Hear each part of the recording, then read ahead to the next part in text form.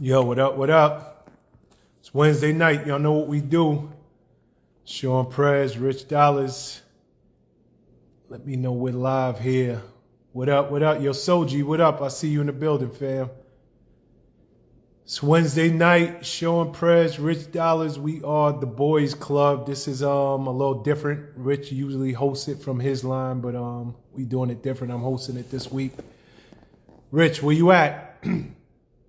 Please, everybody, tell a friend to tell a friend. Tell a friend. And y'all, the Boys Club is on.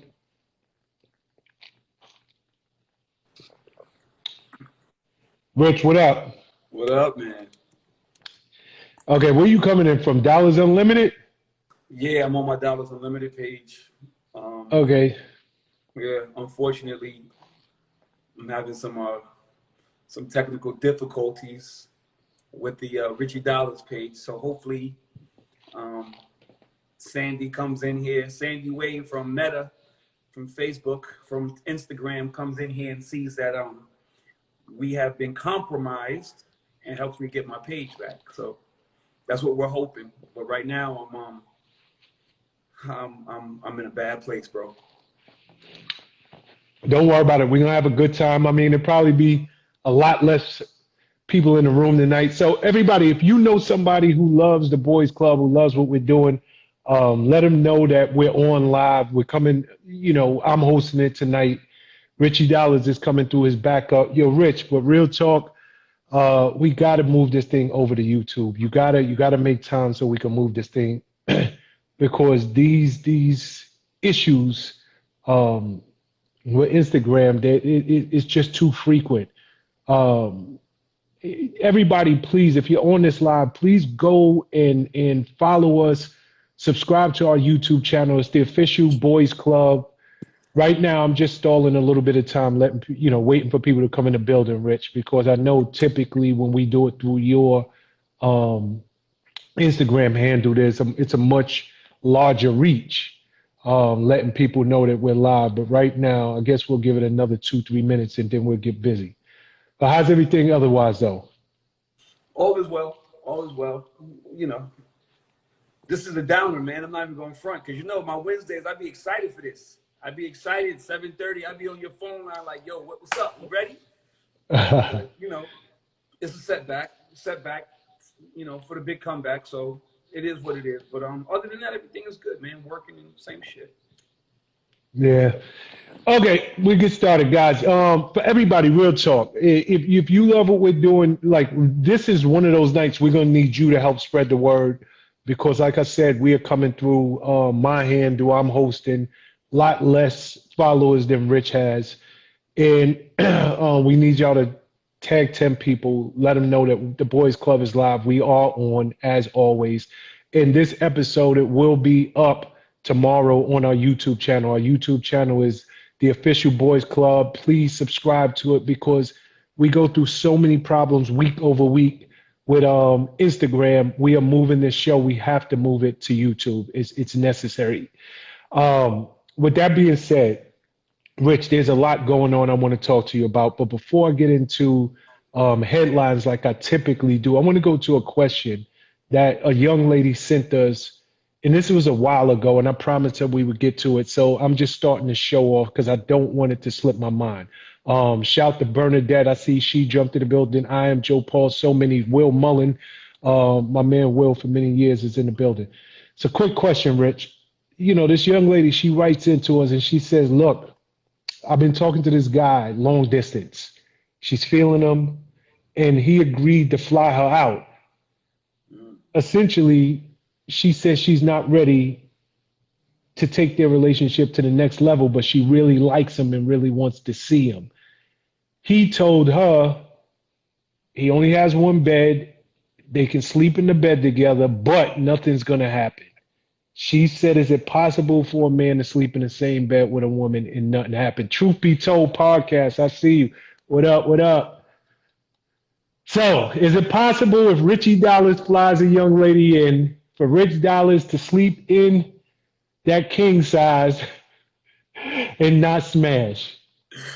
Absolutely not. First of all, first of all, let's be clear. If you're already communicating and you FaceTime and you're talking on the phone, there's already a level of communication there. There's no need for me to bring you to my city unless we are trying to consummate the deal and finish the deal. Like, if you're not ready yet, you need to sit on the phone and talk, because the consensus is that what dudes think, I'm gonna tell women what dudes think. I'm cheating right now, so don't. If a dude fly you out, he absolutely is trying to have sex. And if you think that he isn't, then you're bugging.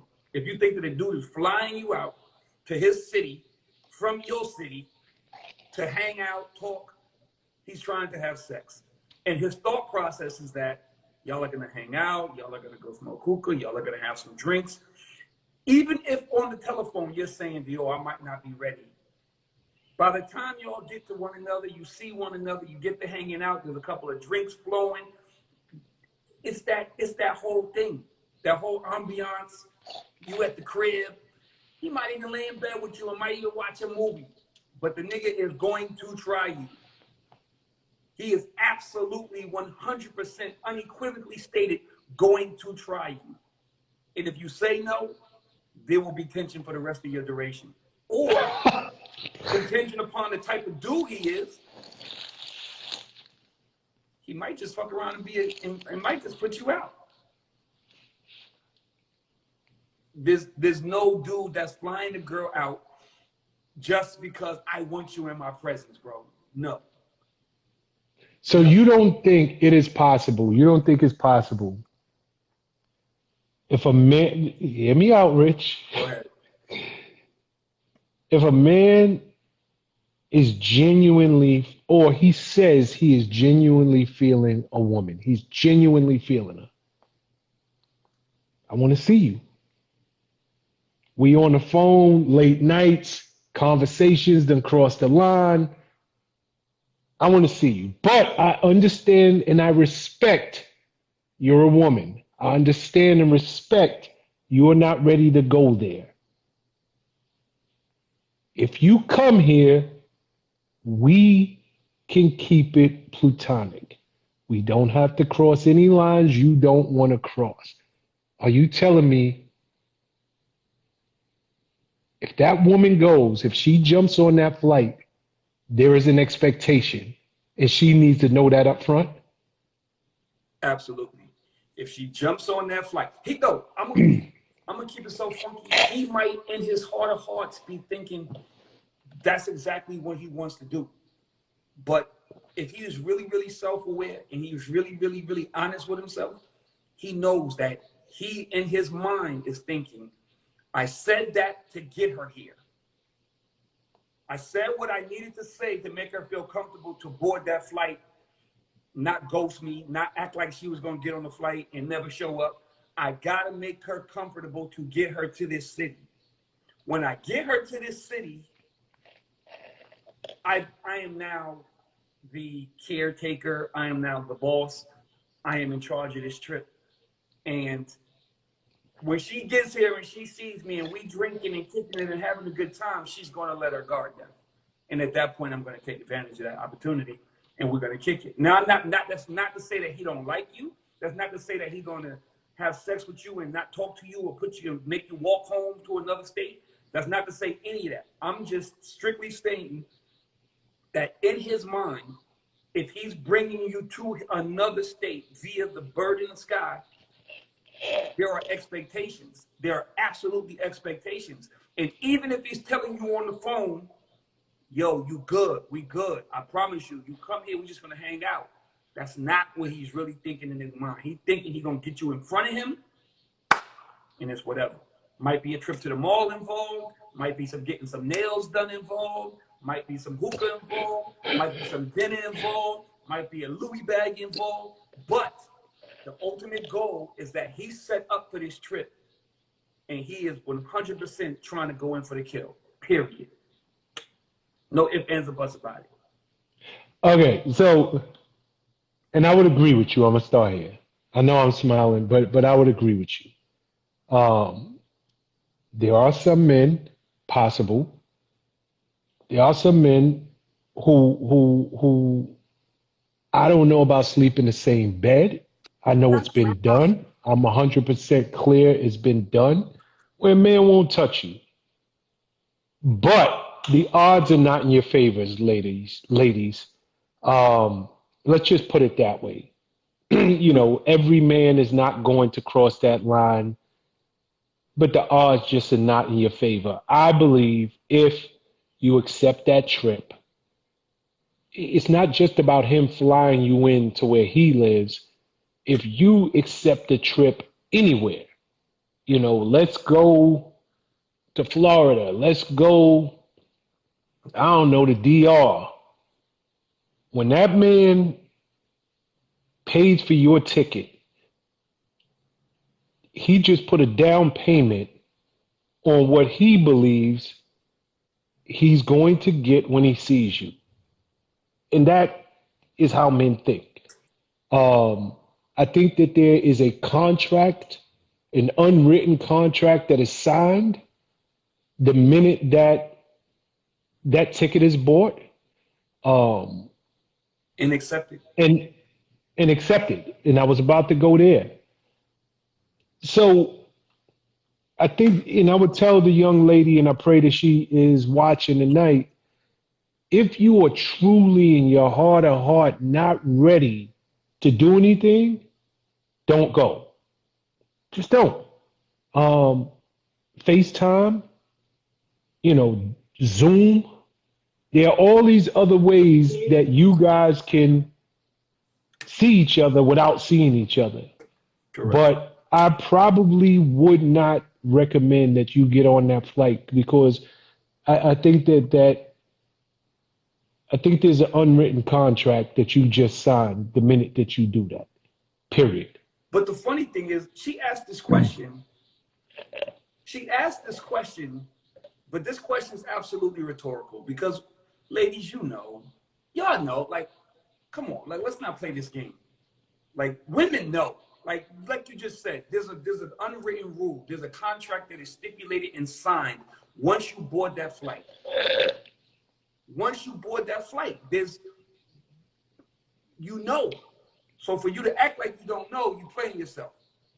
You're playing yourself because in your heart of hearts, you know what it is. You know what it is once that contract is signed, and that contract is signed once you pack a bag and board that flight.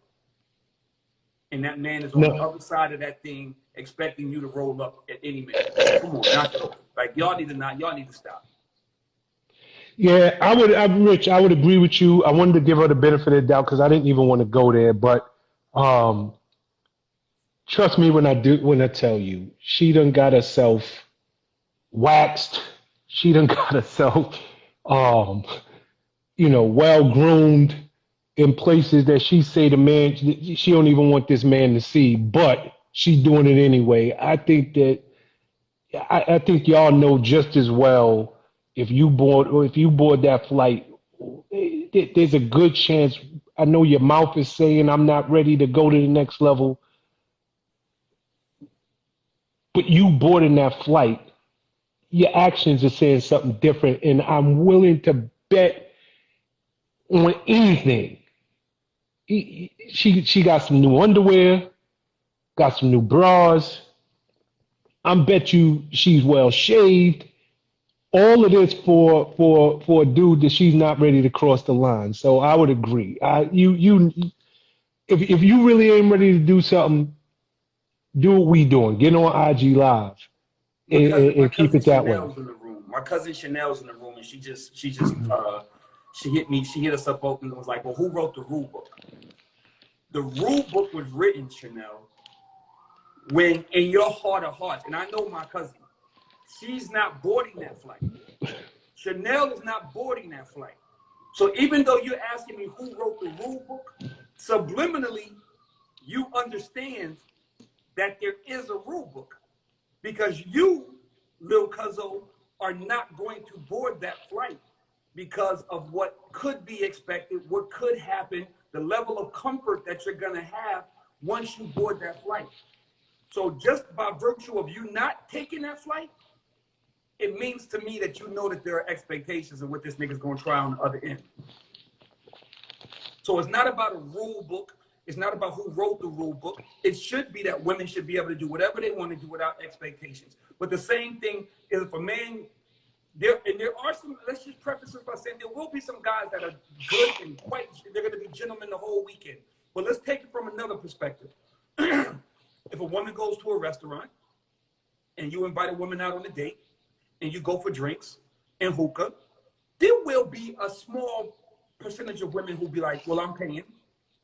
But for the most part, it's a written rule that I invited you out. And when we go out, I'm not going to slide a half a bill across and be like, well, what's your cash at? It's an unwritten rule. It's the unwritten rule. So if you board that flight, there's an unwritten rule. If I invite you out, nobody's ever wrote in the sky and said, if you ever invite somebody out, you are 100% responsible to pay for that dinner. But I know the rules. So let's stop it. Let's stop it, guys. Yo, do you remember Kim last week? She originally from Brooklyn, but she moved down to Georgia somewhere, and she was pissed. She hit us up talking about, yo, he asked me out, and then he wanted to go Dutch. Yes. And it goes to your same exact point. This is just last week. Kim trying to find a man. She trying to find Mr. Right. Mm-hmm. And you know, she like, yo, he asked me out. And then he like, we eat. It ain't even like he said this before we ordered. He wait till after, and then he was like, yo, I think I'll feel more comfortable if we go Dutch. What do you think about that? Once they slide the bill. So she wasn't offended that she had to pay for her portion. She was offended because you just broke the rules. You invited me out. I know there is an unwritten rule. You know there's an unwritten rule. And you just broke the rule. And it's the same point you're trying to make. And I'm just saying, even in real life, literally last week's show, we had a woman call in with this same exact situation she was going through. So the bottom line is, I just think that's in life. And if you are not ready to cross that line, I would suggest keep your behind at home. Real talk. It's just as simple as that. Okay, switch topics for a second because we got a few things I want to go. Oh, you know, Rich, I got someplace I really wanted to go, but I'm going to hold that question. We have had women call in for the last 3 weeks. I don't know if you noticed this, but for the last 3-4 weeks, we've had women call in one way, shape, or form. They say things like, I don't feel worthy. They say things like, I just got out of a situation. How do I move forward with dating when I don't trust people? I've even had a talk with a woman, and I asked her, like, yo, when you look in the mirror, what do you see? Like you're telling me all of this stuff about you. What do you see when you look in the mirror? Her answer to me was, I don't look in the mirror anymore because I don't like what I see. But she was steady asking advice. How do I keep a man? And it just made me, because me and you give similar advice every week. Sometimes you got to bench yourself. Sometimes you have to understand, I'm not ready to be in this dating pool. I've either been hurt, I'm dealing with some unresolved issues. Maybe it's just timing, but they stay trying to get out there and either find a man or they're trying to hold on to someone when they know they're no good, not just for the man, but even for themselves. Because the woman that told me, I don't even look in the mirror anymore, she actually has a man. And she's desperately trying to get advice on how do I keep him when she doesn't even like herself. So I guess my question in short is, why is it so difficult for a woman to recognize this is bad timing? I need to just bench myself. I don't need to be in the game. I'll tell you why, and that's a good one. That's a very, very, very good question. But before I answer that question, shout out to Owning Your Happiness, who is now in the chat. Sandy Wade, help me, help me. That's all I'm gonna say, Sean. You know what I'm talking about. I told you who Sandy was. Sandy Wade, help me, help me. Come on, Sandy. Now, to answer that question, the reason that in my heart of hearts, and this might get me in trouble, a woman's worth is oftentimes predicated on the attention, the level of attention, and how she's being treated by other people. So hold on, not just men. By people in general. Okay, go ahead. I mean, in this case, we're talking about men, but specifically, but no, I'm talking about in general. Like, okay. Like, I'm talking about all things. All women internalize all of these things. You go to the club, if they treat you bad at the door, you can internalize that. Why they treated me bad at the door? Is it because I'm dark skinned? Is it because I'm heavy? Is it because blah, blah, blah, whatever the case may be, you're going to internalize it. I'm not dressed right. Like, maybe they just are at capacity in there, and it is. Now, but oftentimes that's true. How you are treated, how women are treated is why people are boarding planes that go to Dominican Republic so much now, Sean. How they're looked at on social media, how they're looked at in society, how they're looked at by other women, how they're looked at especially by men. The amount of attention you get warrants the level of ego you have and who you are. So with that being said, for a woman to bench herself, she would have to be completely self-aware and ready to make amends, ready to heal. People think that healing comes from the way you feel from the outside, people giving you attention and compliments and shit. That's where they think the healing comes from. That's why women consistently get in bad relationship after bad relationship after bad relationship. We keep saying every week, sometimes you gotta bench yourself. Sometimes you gotta sit down. Sometimes you gotta go look in the mirror and assess who you are. Why did the last one not work out? What's going on? What? But that takes for you to sit down by yourself. And nobody wants to sit down by themselves. They wanna go out there and do it on the fly. So I broke up with this dude. Let me go fuck with this dude. And then you wonder why these dudes are treating you the same. It's because if you're an athlete, the best thing for some athletes sometimes is to get hurt. Because now you got to sit on the bench and watch the game. You got to watch the game, and you learn so much from watching the game. Because when you're playing the game, you're only going to do the things that you know to do. You never practice getting better in a game. It's the same concept with a relationship. You don't practice getting better at a relationship in a relationship. You do the things that you're accustomed to that have worked for you in the past or haven't. You have to sit down and assess why that relationship didn't work. What were the things that didn't work?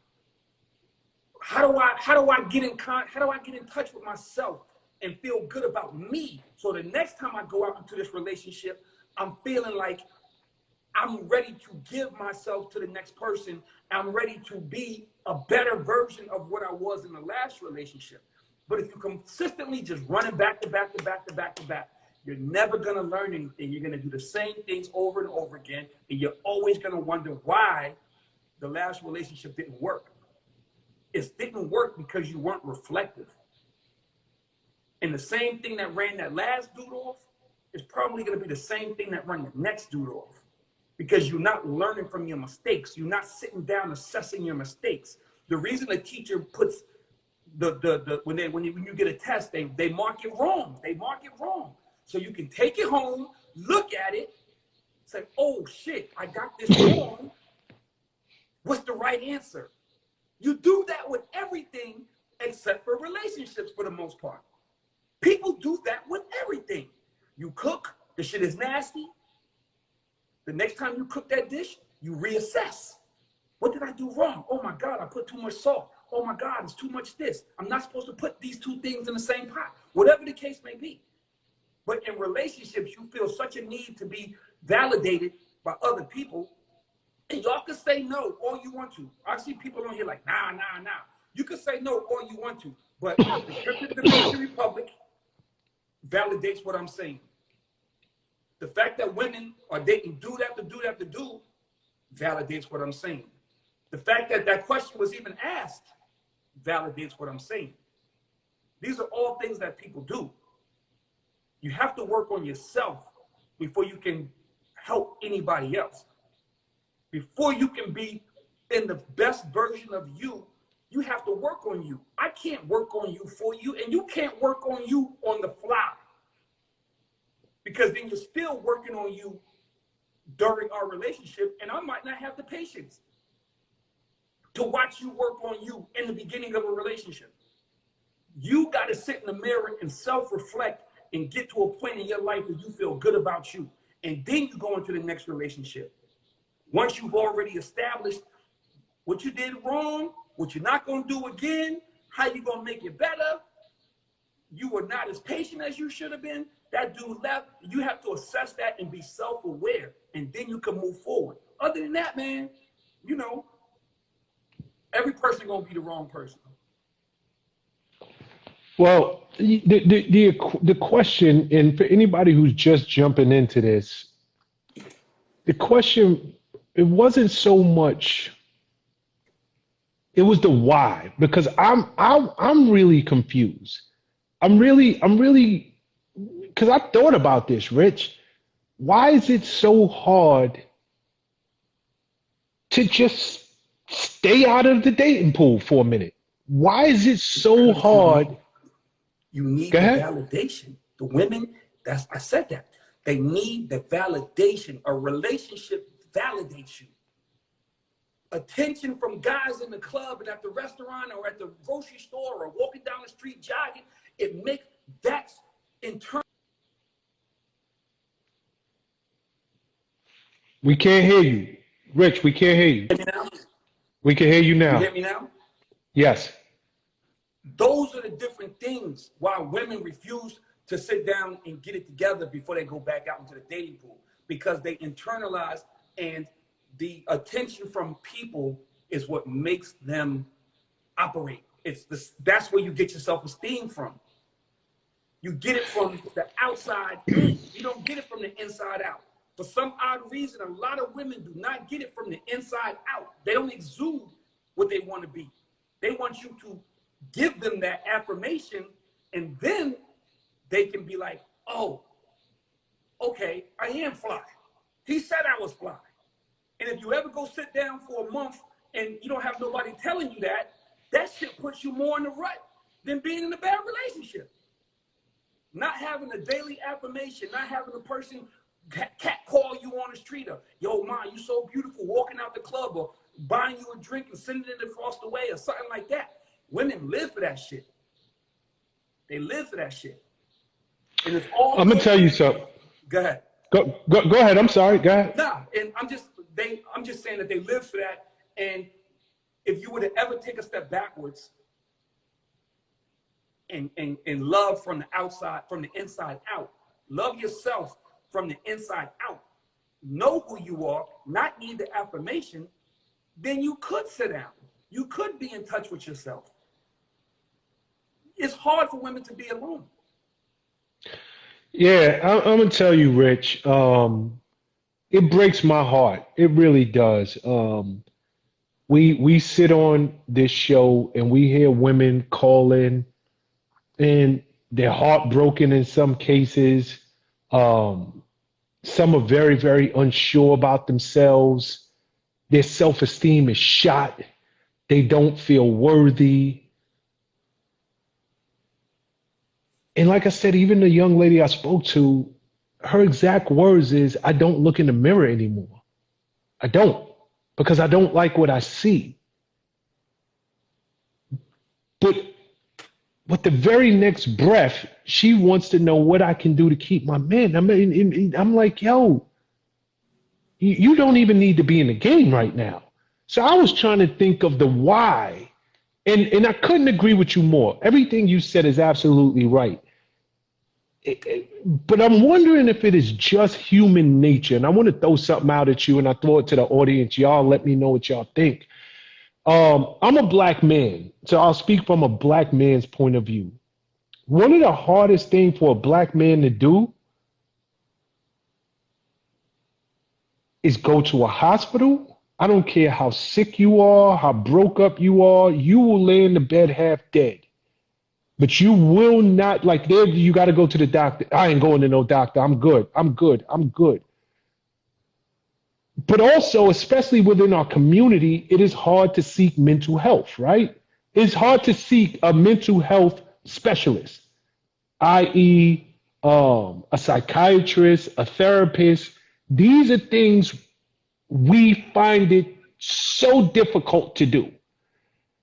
And I think that it boils down to, it means if we seek help, if we go to a doctor, if we go to that is an admittance something is wrong with me. I'm admitting this now.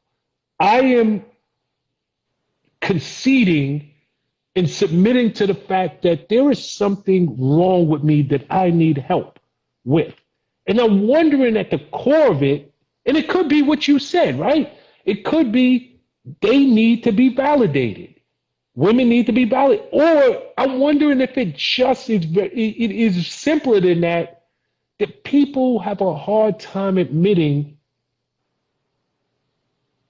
there might be something wrong with me that I need to sit down and get help with and figure this thing out. If you go outside tomorrow and you break your leg, you break your arm, they put it in a cast, you can't use it. You shouldn't use it because the longer you stay off it, the stronger it gets.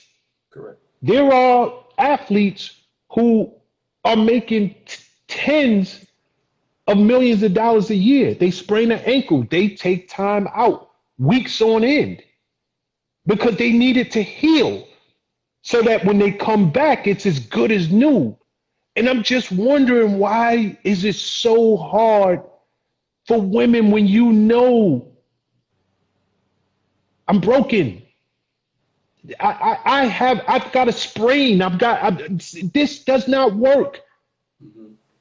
And the more I play on it, the worse it's gonna get. If I play on a bad ankle, if I play on a sprained ankle or broken ankle, it doesn't get better. It gets worse. And my partner, my teammates, they pay the price.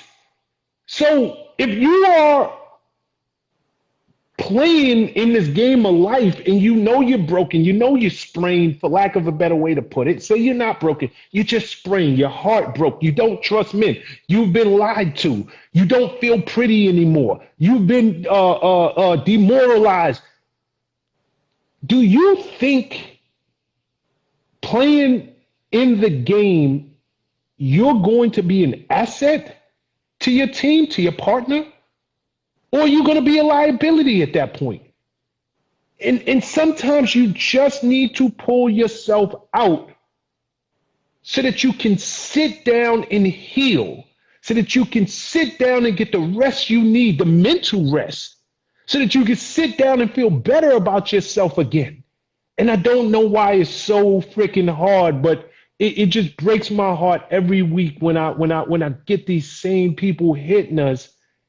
And the solution is so obvious, Rich. The solution is sit down for a second, take a break. It used to break my heart too.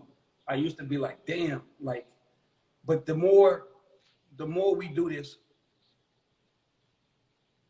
it's starting to become like, it's starting to anger me. Because how many times can we say the same thing? How many times can you literally deliver the same message? It's like you don't want to hear the message. So you're not going to take heed to it because you don't want to hear the message. For some odd Well, reason, is it, and I'm gonna go off the point I just made. Is it you don't want to hear the message, or you don't want to admit that there is something wrong with you that needs to be fixed? well, I think, okay, well, I think they both go into one another. I think you don't want to hear the message because the message is not what you want to hear. Does that make sense? That makes You don't sense. want to hear the message because the message is something you don't want to hear. The message is, the message always has to lie in honesty. And if you have a real problem with being honest with yourself, there's nothing we can do on the Boys Club to help you. Because this is all about three things. It's all about vetting, getting to know, being self-aware, and being able to make the changes once you have gotten the proper counsel. Now you have to change. Now you have to do your part. We did our part by answering the questions and telling you what a man thinks. Or from two dudes who have been there and done that, we're telling you through our experiences that this is the proper way to go about it. If this is not your way, you may not want to hear that. But then why would you ask the question week after week after week? Obviously, you're asking the question because your way's not working. Your way's not working. So at some point, the coach has to, it's like when they say, like, I got to protect you from yourself. Like, this is what we do on the Boys Club. We try to protect you from yourself. We try to give you all the things that you need, all the information you need to make the right decision, even if you don't want to hear it, because we're trying to protect you from yourself. You know you're hurt. You know you've been in 5 failed relationships. You know that the next one is going to be number 6, and the chances are it's going to be a failed relationship as well. We're trying to tell you how to sit down, get right, and then re-enter. Sit on the bench, watch the game, learn from watching, get healed, get yourself back together, and then re-enter the game. And we guarantee you, you'll be better than when you sat down. Sean just made the point. You're not going to ever heal your ankle if you continue to try to play on it. But if you sit down, let your ankle heal, look at the game, look at the speed of the game, look at all the different things that are going on the court, you can re-enter that game a lot better than you were. Because now you're going back into the game, and you know what you do when you play hurt? Bad habits. You get bad habits. Same thing with relationships. When you go into relationships and you're not fully good, and you're not feeling right, and you're not feeling yourself, and you're not on cloud 9, and you self-loathe and all these other things, you pick up bad habits. Self-esteem is low. You start deflecting. You start blaming motherfuckers for things because you're hurt and you're trying to figure out how this shit's not working, and you don't want to blame it on yourself. So there's only one other person to blame, and that's the person you want in a relationship. And that goes for men and women. We're not just applying this to women. The woman asked the question, but this goes for both parties. If you don't heal and get right, you will never be the player you want to be. You will It definitely goes for both parties. Absolutely. There are men who are relationship to relationship, self-sabotaging, blaming it on the woman, and can't take a second to understand you done been through 5 different relationships in the last year. And there's only one constant in all 5 of those relationships, and it's you. So at what point do you just say, let me just bench myself. I need to get out the game because something is wrong, and I need to analyze, and I need to for lack of a better way to put it, look at the tape. I need to really go over all of these past relationships and see what variable is constant. And once I narrow down those variables, I can make changes. And sometimes those changes are just about healing. It just like honestly, if you don't feel good with yourself, Rich, you're number one. You said this earlier. Nobody on the exterior can make you. If inside of you you are unhappy person, you don't like what you see in the mirror. There's no man, there's no woman who can make you feel good about you. That starts within. Period. That is factual. But I truly believe that it is hard to start feeling good about yourself when you're also trying to maintain a full-time relationship, job, and life. Sometimes you just got to pull yourself out the game and get it together. So I guess we'll leave it there. Speaking of self-sabotage, got a question for you, Rich. Um, and this goes across the board. We typically speak from the mind of a man, but I guess it applies both ways, right? There are a lot of women, just like there are a lot of men who are very jealous. Uh, I don't want to say they're possessive because to me that has a negative connotation. So I'll just say that they're jealous, and on the flip side, they're very, very insecure. But they consistently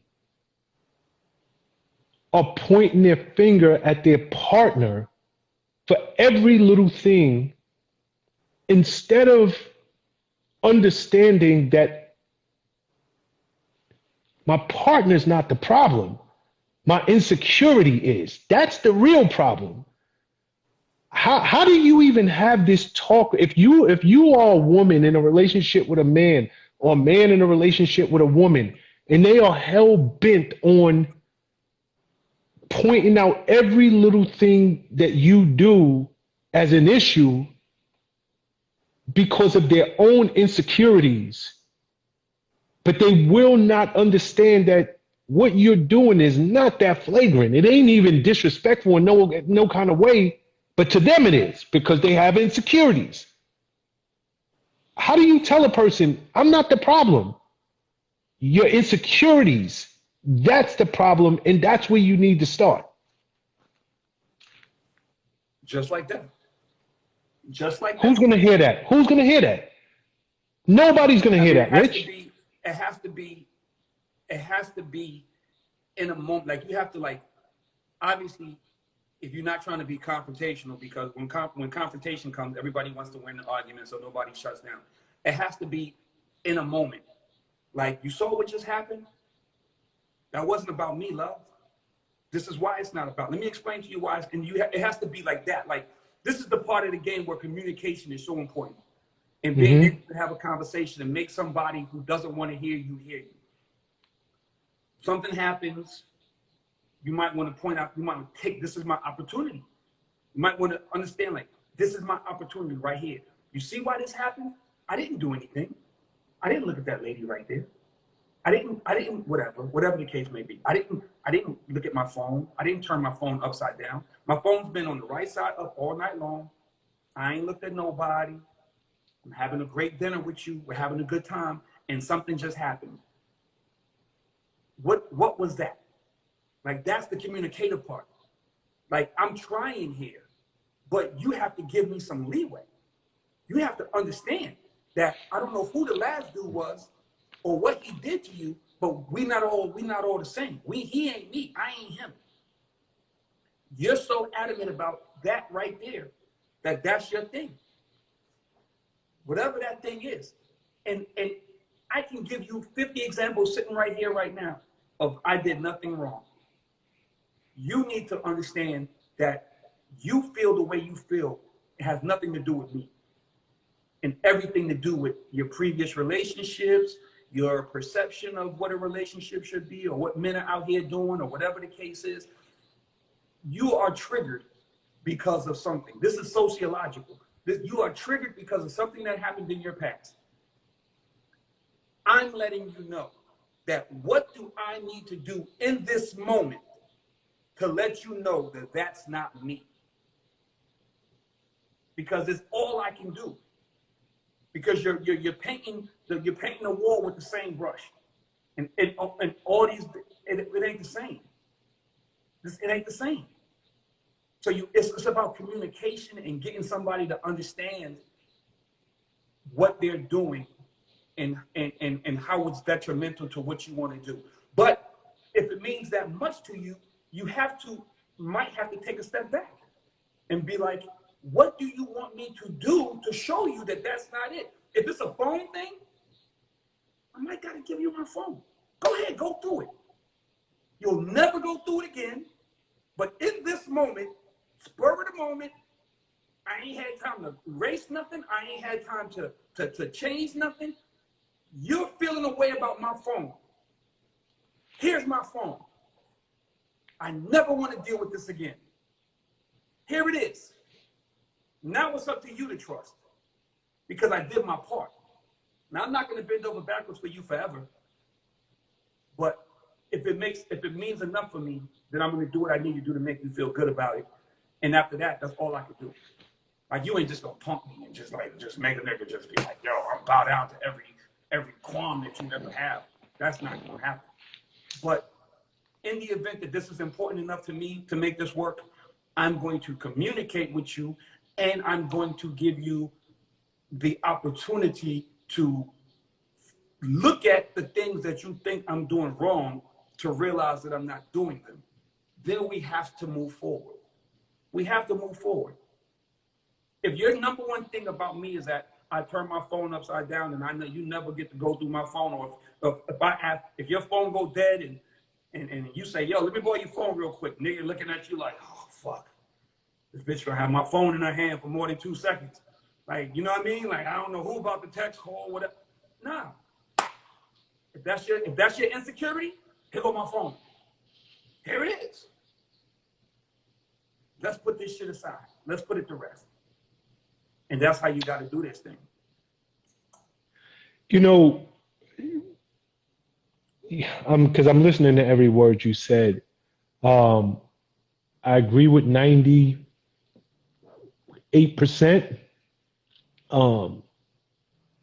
I think that the one thing that you probably didn't say that I want to chime in on, and this is what this really, it really comes down to how much you like that man, how much you love that woman. Because you said, yo, if it's a phone thing, I'm gonna give you my phone, but it's never gonna happen again. That can't be like that, Rich, and I'm gonna tell you why. If somebody is dealing with trauma, if somebody has these triggers, if somebody's been cheated on, lied to, broken, humiliated, for one, as the partner,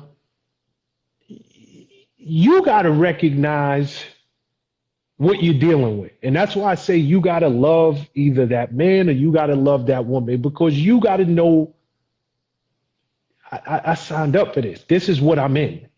And if I can't handle this, I got to get out of this. Because when somebody doesn't trust, when somebody is dealing with insecurities, it doesn't go away. Meaning, if you give them that phone one time, that will put a Band-Aid on a freaking gaping hole. It might slow the bleeding down for that night. But I want to get back to what I was saying. I think you have to have, and this is the person on the other side, not the insecure person, the person who's dealing with an insecure person. You have to have patience. You have to understand what you're dealing with, and you are going to be showing that phone multiple times. You are going to be dealing with breakdowns and questions and people not trusting you again and again and again. Now, on one hand, you might, I don't even like you. Like, I'm not like we ain't like that. You're just too much for me. Good luck. I'm out of here. But on the other hand, it might be, yo, I actually love this person. It's a good person. And I recognize that it ain't even what I'm dealing with is their insecurity.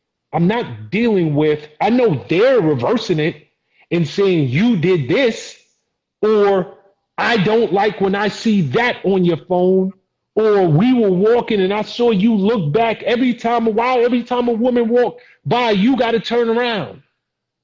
But you're dealing with trauma, right? You're dealing with somebody who probably has been through something. So I think it's a level of patience that you have to have. And I also think in the original question was, how do you get somebody to understand that the real problem is your insecurity?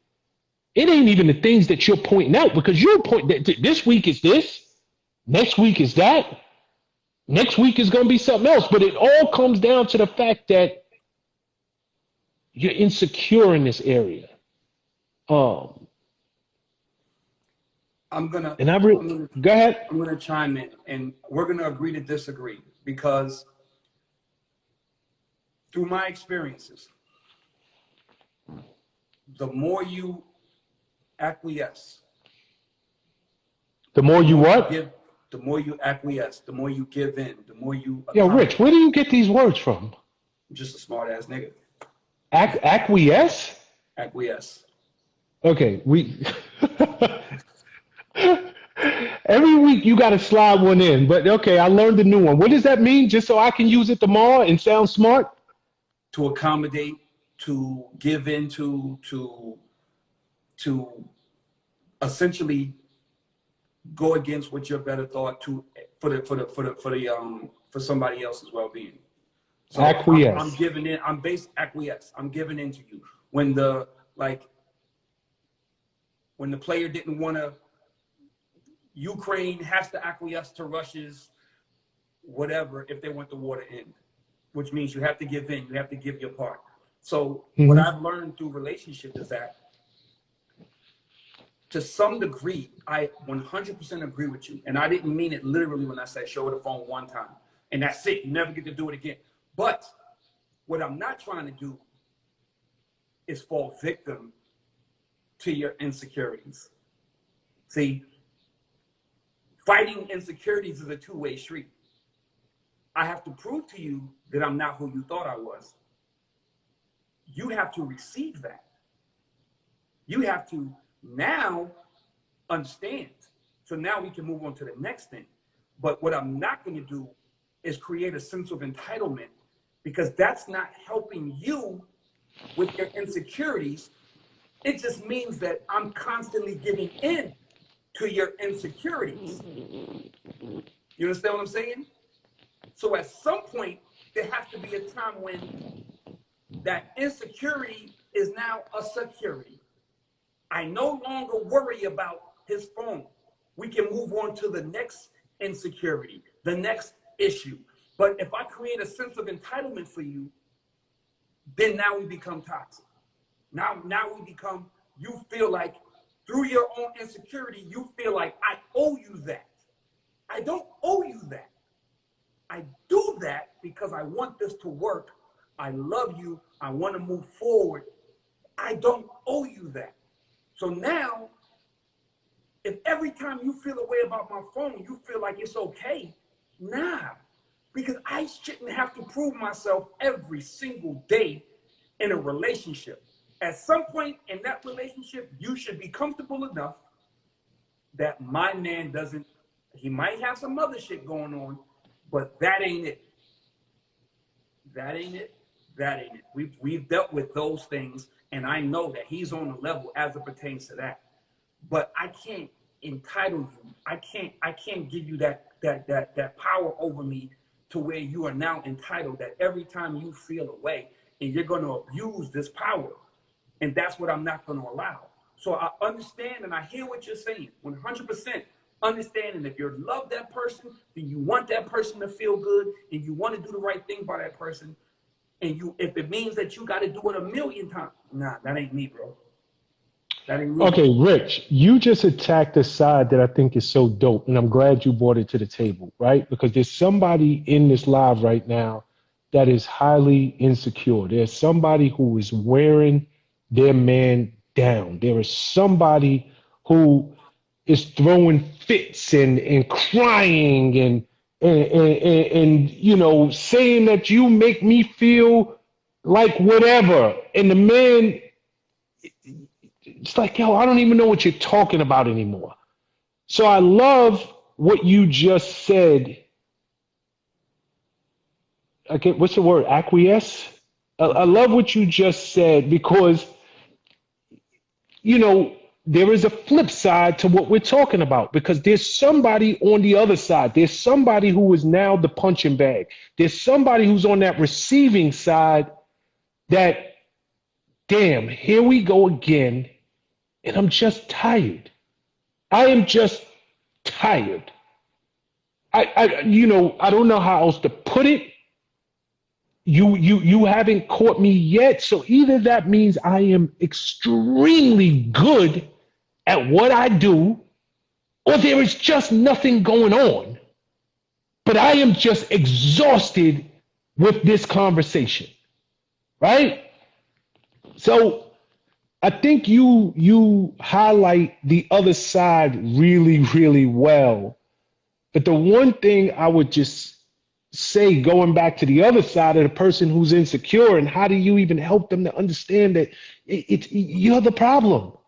Like your insecurity is the problem, and that's what you have to work on. I work on it with you, but you got to work on that because that's the nucleus to this atom. That person, I just think that person who is on the side that is dishing out constantly, if you can reason with them, if you can reason with them, right? Try it, but I don't believe that this is a one-shot deal. I believe that it took you man after man after man, here's a better way, incident after incident after incident, because it could be with the same man. He has lied to you to your face. He has disrespected you. He has cheated. You found out that women were in your crib. You got his phone and he got selfies and all kind of, you've been violated and disrespected. I think you have to be mindful, and this comes down to if you love that person, if you love that person, you have to be mindful they didn't get here overnight, and they're not going to just up and trust you. I don't care what you show them, what you do. I don't care if I am not that dude who like cut it. This is going to be a marathon. It's not a sprint, because people, when that wall is up, I've found even when they want to trust, it is always that thing. If any little sign reminds me of what I've been through, I would rather be on your behind early than not and be a fool later. Mm-hmm. And that is, I think you just, if you love the person, you kind of got to be in it for the long haul. But for anybody who's on the other side of it, or anybody who is the aggressor, let's call it that, if you're the person who's constantly accusing, if you're the person who has the insecurities and don't want to admit it, just be mindful that there is a human being on the other side of your accusations. There's a human being on the other side of you lashing out that is tired and has shown themselves to be everything that they say that they are. And sometimes you got to give them the benefit of the doubt. And I'm not saying that everybody shouldn't have to prove themselves. Everybody should have to prove themselves in relationships. Everybody, man, woman, you have to prove yourself. Prove yourself, prove you're worth it, all of that. But at some point, you have to look in the mirror. It goes back to that, like, yo, to be good at relationships, you got to be self-aware. You got to understand that you have flaws, and you have to look at yourself in the mirror and say that I'm insecure. I'm insecure. It's your job to make me feel secure, but it's also my job to receive what you're trying to do. It's my job to receive that you're trying to do what you need to do and do right by me. I got to see that. And if I constantly don't see that, it's becoming a level of entitlement for me. That now it's just like, nigga, forever, you're going to forever feel like you're the one that's trying, and I'm not ever receiving your effort. And that's, one, it's toxic. Two, it's fucking exhausting. It's exhausting. It's exhausting. And at some point, you just look at it and be like, yo, like, what else can I do? I can't. I gotta go. That's why when Peter comes on here and talks about, and I love Taro. So this is an example. But when Peter Guns comes on here and says something like, I was drawn to Amina because it was music. There was no drama. There was no beef. I was able to go to the studio and it was fun. And before you know it, we're waking up next to each other, right? Like, that's how this shit happens.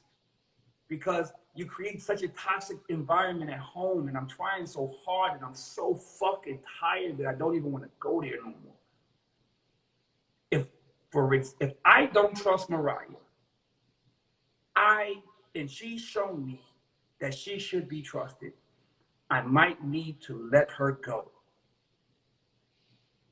Because I'm not ready to receive her effort. That's all me, bro. That's all me. If I can't trust you and you're doing everything in your power to gain my trust, at some point, you're going to leave, or I'm going to say, I should say, I'm not ready to trust, because you're doing everything necessary to get me to that finish line. Like, damn near put me on your back and dragging me to that finish line, and I'm still fighting to get over your back. I'm still fighting you every step of the way. How, nigga can't win a race with somebody on their back, bro. Well said. Well said. I mean? Like, at some point you got to be like, yo, I got to let you go, man. I got to let you go. And to go back to the first point you made, that person is going to break up with me. It's going to be my fault. And they're going to enter into another relationship and do the same thing, going back to what you said, because they don't want to sit on the bench and reflect. There you go. Well said, Rich. I was waiting for you. You took the words out my mouth.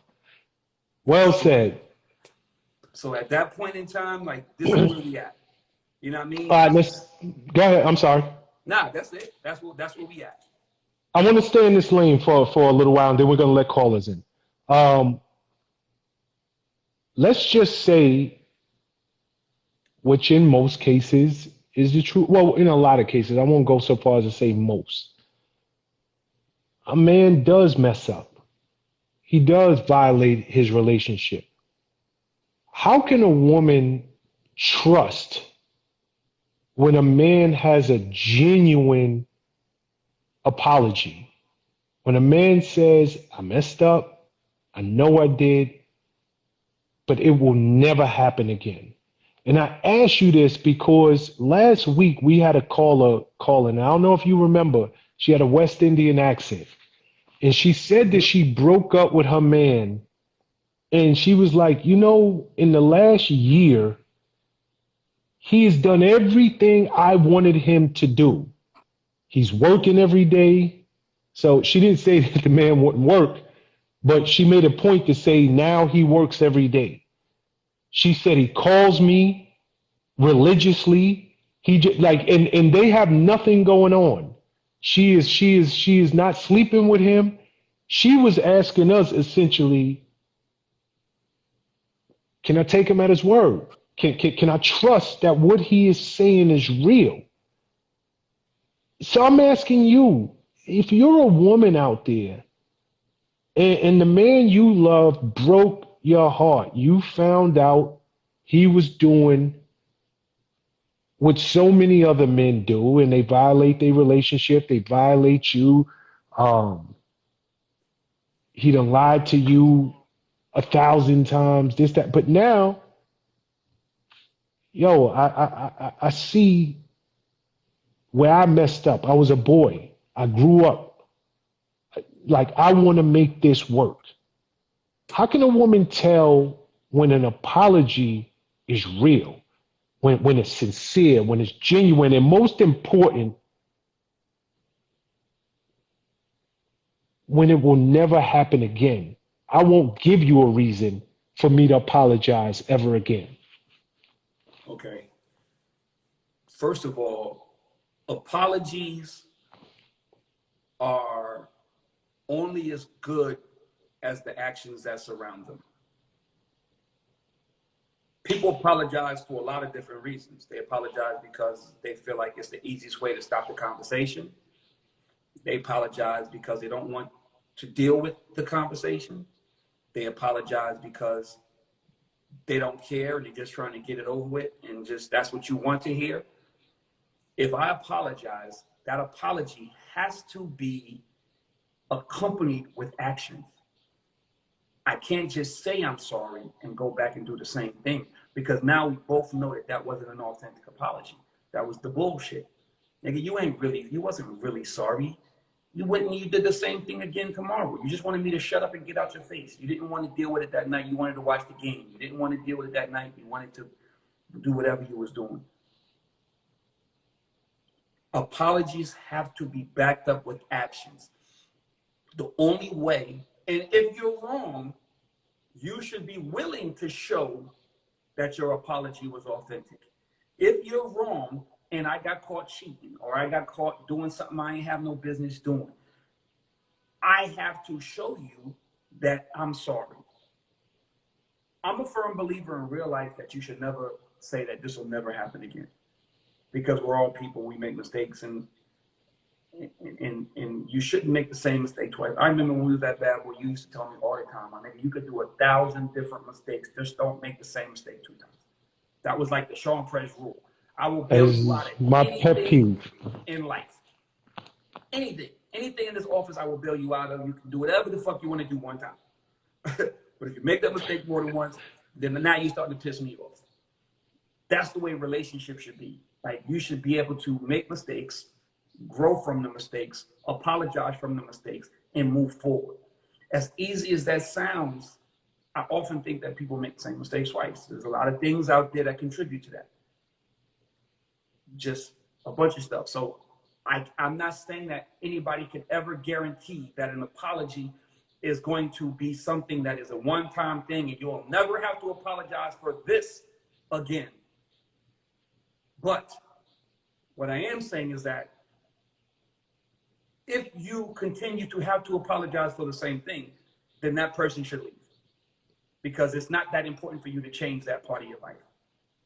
If it's cheating, if it's whatever it is, if it's something that you can't handle, I ain't saying the nigga ain't wash the dishes, like something like that, like get over it.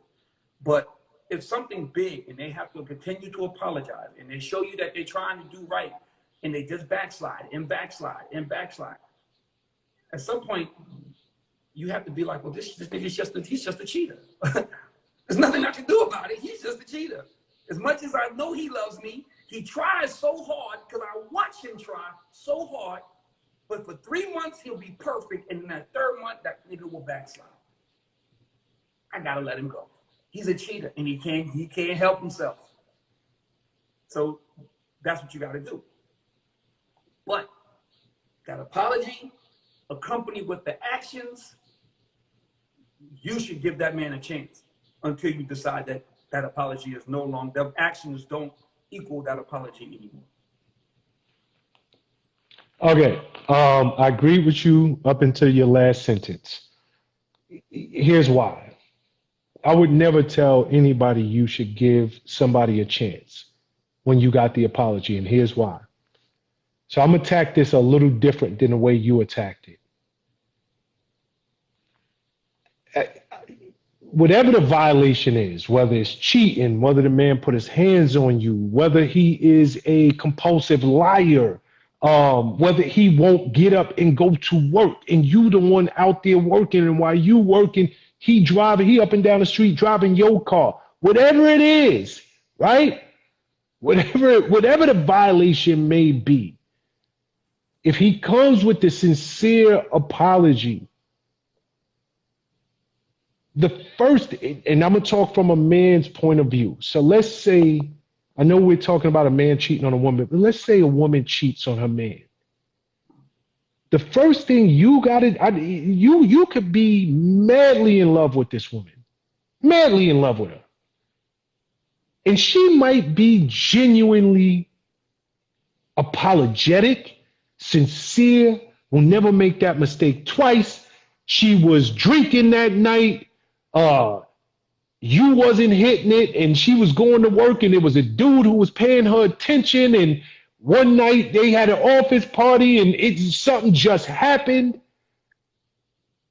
I believe before you can think about moving forward in any situation, you gotta first ask yourself, can I live with the violation even after the apology? And I think where a lot of people get themselves jammed up, Rich. For instance, I got a friend and his wife stepped out on him. He found out, and his thing was, I want my family. I want my family. He put her through hell, but I want my family. She apologized. She cried. She took all of this dude's BS because you know a dude is going to put you through it. But in the end, they wound up breaking up anyway because he could never get over the thought of another man in his woman. He could never get over the thought of, I am laying with you. Is this the same way you were laying with the next dude? I'm hitting it. Is this the same way you screamed for the next man? So long before I would tell anybody, whatever the violation, this is real, right? That's deep. That's deep. Whatever the violation is, and I don't care how sincere the apology is, this is where you have to be self-aware. This is where you have to bench yourself. This is where you have to go and have a come to Jesus with the core of your soul and your spirit, because it's not about them at this point. It's 100% about you. Can I truly forgive them? Can I look this person in the face and truly forgive them? I'm not saying I got to forget, but I got to forgive them. And most people can't do that. They might say, I forgive you. But every time something remote, something small happens, that's that spark. It's that reminder. It's nigga, this is exact. You don't pick up your phone. Oh, my phone died. That's the same excuse you used to give me when you was at that B's house. Your phone died. You gotta first look internally and say, can I forgive this person? Even though I accept your apology, I know me and I can't live with it. And I don't think people are self-aware. People get caught up in, I want my family. People get caught up in, we've been together for X amount of years. People get caught up in all kinds of other stuff. And they don't look at the thing that it is the most important part of this. Can I ever look at you the same? Can I ever look at you the same? Can I ever trust you again? And it takes a big person, Rich, real talk. It takes a big person to be like, I love you. I just can't be with you no more. I know we got kids together. I just can't be with you no more. Yo, Nick, I know we got. Go ahead. that was, touche. Touche. That was,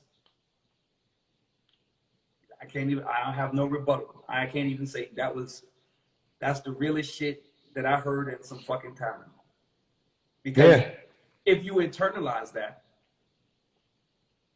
people on this y'all don't even think these amount of people on here even understand what y'all just heard, because every single person on this live right now is either have dealt with that or is going to deal with that.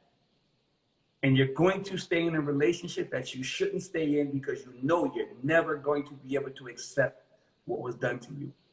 If you haven't been there already and that relationship probably failed, or you're in it right now and you're unhappy because every time that phone rings, you or that lady moans or whatever what Sean just said, and for future, if it hasn't happened, if you're not living it, you're going to experience what Sean just said. That's the realest. That was deep as fuck. I got to take that with me. I'm taking that with me. Okay. If you want to get in this conversation, please hit that plus button below. I'll ask Rich one more question and then we will go to our callers. Y'all know the rules. You must be somewhere with a good Wi-Fi signal or a good cellular signal. You have to be in a well-lit place. We're not trying to talk into the dark. You must show your face. We will not talk to a empty screen. And lastly, you must have a question. It is mandatory. Please, if you're interested in being in this conversation, you have a question, hit that plus button below. That sends us the request that you want to get involved. All right, I'm going to ask you a question that came in from a caller. And this is, I'll try to make it as quick as humanly possible. But she wrote a book. And for everybody who is writing in with your questions, I'm asking you, please.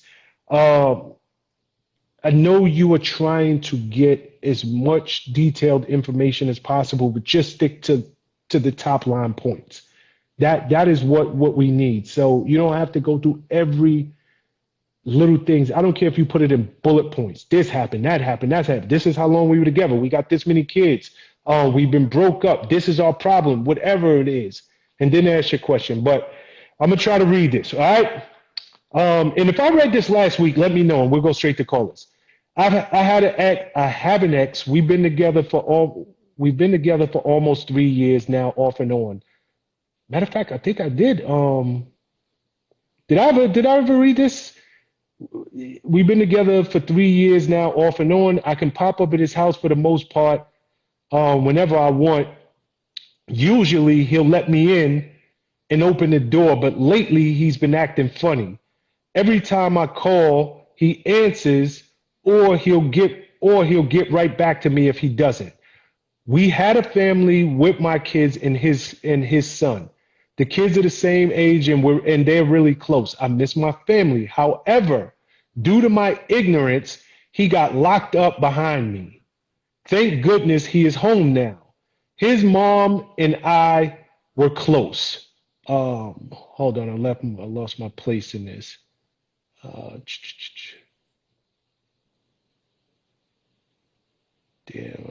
Okay. Thank goodness he's home now. Okay, his mom and I were close, but when he got locked up, she doesn't speak to me only because his sister really felt some type of way because I took care of her and had a relationship with her and where she considered me her daughter, whatever. 1 minute he wants to be bothered, the next minute he's playing games. When he came home, I helped him and looked out for him, and he is on probation now, and he has to stay that way for 4 years. And he has to stay away from me for 4 years, but he still calls and talks to me amongst other things. But he calls me restricted sometimes. He videos me or duos me as well. it's a lot more to this story, but the baby mama seems to be involved and too much into the business because he allows it.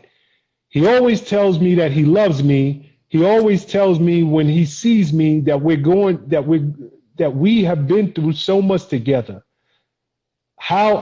She says she's 11 years younger than him. He's 40. He's been ignoring her. He told her don't call him anymore because at this point, he seems to be taking our relationship as serious as he did before. Our vibe is good and we get along so much without anyone interfering. But when he starts talking to other people, he switches up. At one point, he would defend us. Now it seems like he wants to keep me a secret. I'm so confused, and I don't like being confused. Should I stay or walk away? Wow, it's a lot. Yeah, and bro, there was so much in there. I can't even like, I would like, normally I would like to like listen and be like, all right, this one, and answer them in order. As a whole, this relationship seems super duper toxic. And let me add one thing just for context. I did hit her back because I don't know if you listened to the beginning of that. She said due to her ignorance, he got locked up behind her. So I asked her, what does that even mean? And essentially it came down to something domestic. So just take it for knowing that. First of all, for him,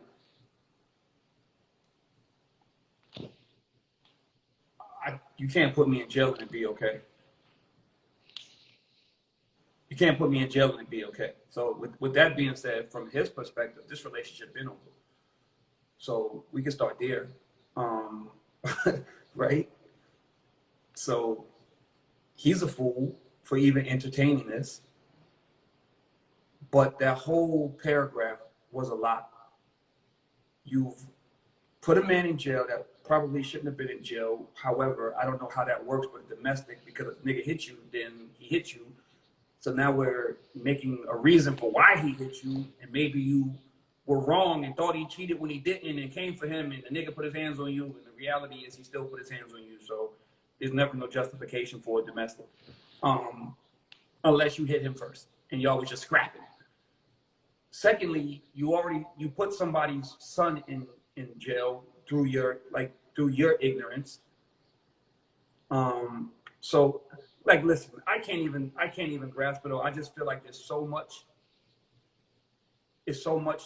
that this is over. There's so much damage to this relationship that I don't know if it's repairable. Like, there's family involved, there's another woman involved, there's you involved, there's a domestic on the charts that's involved, there's 4 years worth of probation that's involved. Maybe y'all just need to, you got kids together, co-parent, figure that out.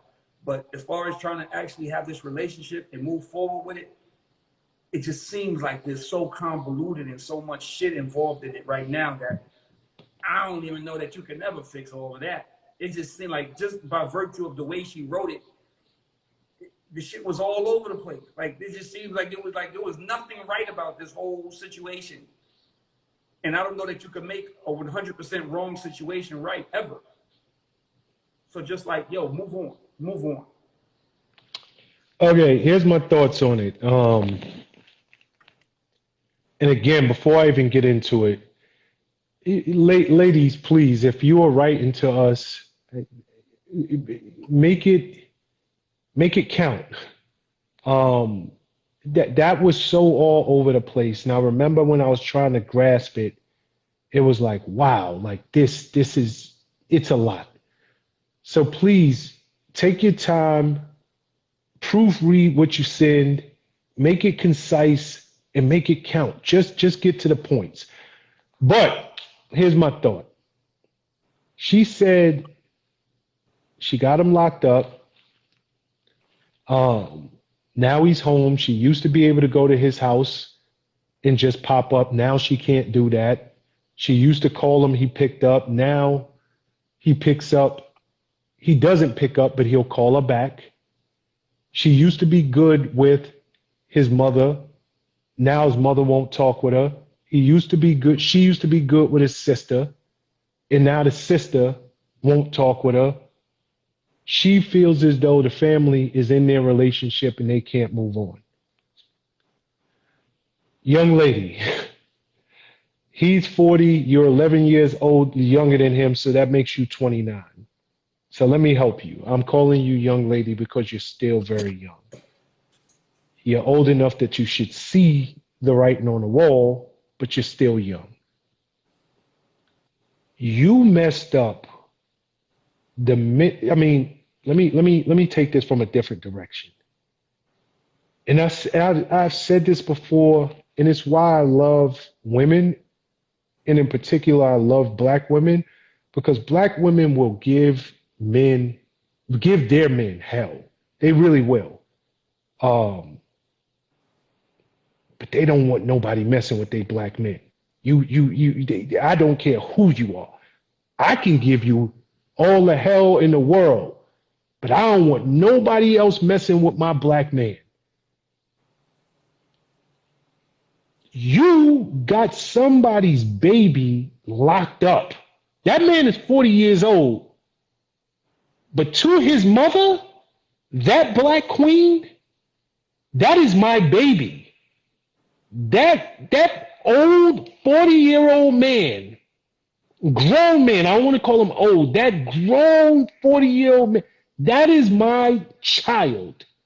His sister, that is my brother.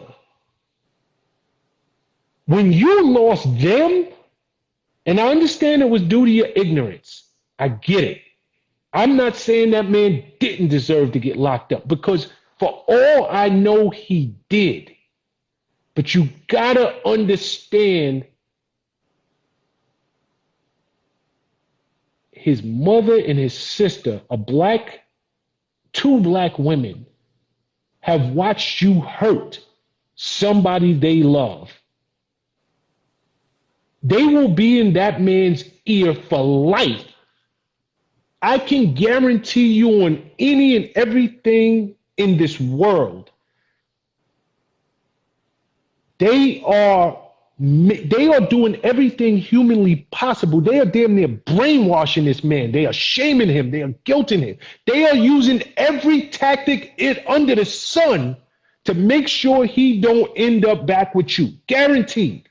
I guarantee what was once love, if that woman did love you or did like you, whatever it was, when you hurt her baby, she ain't had a good word to say about you since. Every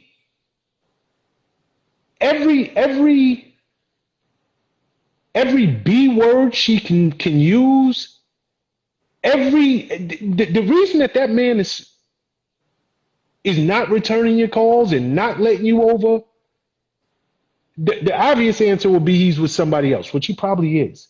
But I can guarantee you, just as much as the possibility that he is with somebody else, he has his mother's and his sister's words top of mind every time he sees that phone. Don't trust her. Don't trust her. She ain't no good. She's this. She's that. So I'm just telling you, you are fighting a losing battle. If you don't have the two women that are closest to him, and here's the deal. It is something about a mother and a son, man. Like, I don't think y'all understand this. If y'all ever want to get a man, get cool with his mother. Like it's as simple as that. Rich, can you second that one? If you want to get good with your man, if you want to keep this dude, you better your ally, the one person you better fight hella hard to keep in your corner is his mother. Mom Dukes. Because I don't care how old this man gets, that mother has so much control, and she will always have his ear. He will always listen to her And whether she right or wrong, whether she's a jealous old woman and don't want him with nobody, she's the voice of reason. Mama can do no wrong. And God forbid if she cook good, you could forget it because he's eating that food and she in his ear at the same time. You could forget it. So I'm just telling you, young lady, whoever you are, you got an uphill battle. You done lost his sister and you lost your biggest ally, which is his mother. The minute you had that man locked up, even if he deserved to be locked up, even if he deserved it, see, here's the deal, what people got to understand, and this is not a black or white thing. Go to the courthouse any day of the week, any day of the week, and there's somebody who's on trial, who's locked up because they took a life. There is somebody that literally took a life. Like, really think about that. They brought so much devastation and tears and hurt to another family. But if you go to a courthouse or you go to a jail, there is somebody sitting there who still loves them for them, who still, they might acknowledge the action and might even acknowledge the hurt that they caused hundreds of people. But this is my baby. I love this guy or I love this woman. Like that ain't gonna change. So what I'm telling you, young lady, is whatever it is that you did that in your words was through your ignorance and got him locked up, maybe you were right. But there is somebody that loves that man and don't want to see him hurt again. And when them shackles went on that man, and they took that man out of court into that back room, and they had to now go get on a bus or go see this man, and this man is coming down with his greens on, you was done. So I guess we can leave it there and go to callers. If you got it, what you call, and even before we go, if you got more to say, Rich, you jump in. Nah, that's real. I mean, you're right. It's like, what's the one thing if you ever in a domestic that you don't do? You don't tell your family. Because once your family knows that motherfucker put his hands on you, it's over. Go both ways. They all come in the fight. And once they know that happened, there's no turning back from that ever. That nigga is he is public enemy number one. And that's the same thing with a mother and her son. Once you do something to hurt that man, they will never look at you the same again. You cannot be our friend again. You are now extra. And that man will forever have to either hide you or have to deal with the consequences with his family of still allowing you to be around. Yep. You hit it on the nose, Sean. And most people are going to choose their family. Because every time I go here, y'all make me feel like I'm stupid. Y'all remind me how dumb I am for being with this woman. It is just way easier for me to go out and get somebody new. So you're fighting a losing battle. I hate to put it that way. Let me see who's trying to get in this conversation.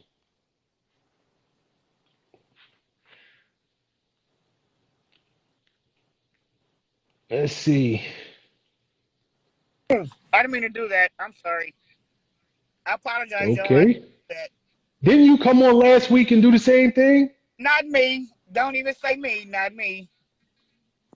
Was never me. I'm in the dark side of watching y'all listening. Are you enjoying the show at least? I love it, sir. I'm out here in Los Angeles. I love y'all show because you guys are making good points. Is this your first time watching us? No, I've been watching you guys for like 2 or 3 weeks. Okay. I'm glad you tuned in. No. I don't play games. I'm an older woman. I don't play games. There was a mistake. What's your name, by the way? Oh, wow. I'm on TV. I'm Keisha. I'm Keisha Hogan from Los Angeles. What up, Keisha Hogan from Los Angeles? Yeah, I like your show. And I like the points. You guys are giving 2 facts and points. I've been there, done that. So I'm just in the sideline looking. Okay. Well, thank you so much for calling in here. And I guess we'll see you next time if you got a question. Yeah, I don't have a question. It was just I didn't know how to work it, so I'm playing with my phone. But I apologize for interrupting you guys. No worries. Okay, I'm cutting Okay. off, but I'm still listen though. Okay. Later, Keisha. Okay, is there anybody else? Because I don't even see this thing lit up. If anybody else trying to get in this conversation, please hit that plus button down there. Nobody's trying to get in, so I guess we'll leave it there. We go to some more questions amongst ourselves. If you are trying to get in the conversation, hit that plus button. But if not, I'll ask another couple of questions, and then we'll get up out of this thing for the evening. And God willing, please, now's a better time. Is a good time. Please, we got to move this conversation over to YouTube. Please subscribe to our YouTube channel. It is the official Boys Club. The official Boys Club. Subscribe because this conversation is going to move that way. We've been having a lot of issues with Instagram. We love these conversations, but truth of the matter is, it is very difficult. Week over week with Instagram playing games is very glitchy. Okay, let me see, Rich. What do we got here?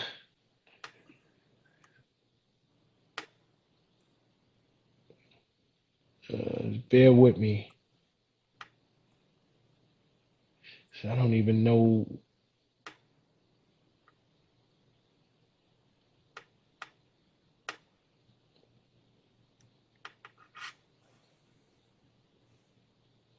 Okay,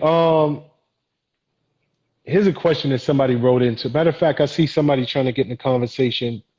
Let me see. Who we got trying to get in the conversation here?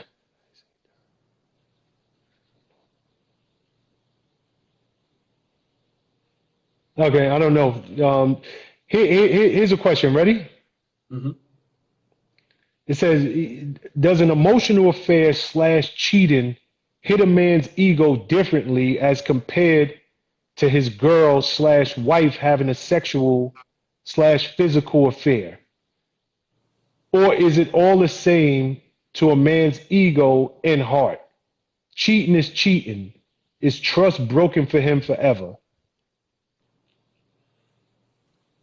Yo, has everyone in here seen the movie The Best Man? That's as simple as this shit gets. A man, you said this earlier, and it was so on point. A man, if a woman cheats on a man, that man will forever, ever think, unless he can just psychologically put that shit in the back of his mind and store it somewhere. But that man will, every time you squeal, every time you touch, every time you look, every look you give, that man is going to be thinking, did you give that to the other person? For some odd reason, just by virtue of people that I know and experiences, women are able to handle a cheating man way more than a man is able to handle a cheating woman. And I've been confused about that all my life, because cheating is cheating, and I would think that everybody would feel the same about it. But women tend to be more accepting and are able to, they're going to give you hell for a certain amount of time, but they're able to move forward and continue on. But men cannot. Maybe it's ego. Maybe it's the fact that how, from a subservient standpoint, a man is looking at your woman like how you gave yourself to somebody, where a man or a woman is just like, yo, you just trying to smash. So maybe it's that. Maybe it's the fact that a man is on top of a woman. I don't know. I don't know. I just know that women tend to handle cheating way better than men. And you could probably move forward with a woman a lot more often than a man can move on with a woman after she has had indiscretion. Okay. Again, hit that request button if you're trying to come in. I'll answer the question and then I'll go back to the request to let people in. Um, Rich, we started this show off tonight about these unwritten rules. Um, I couldn't agree. I know on the surface, just to answer this woman's question, cheating is cheating, right? It's the same act, um, but it's just received so different. It really is.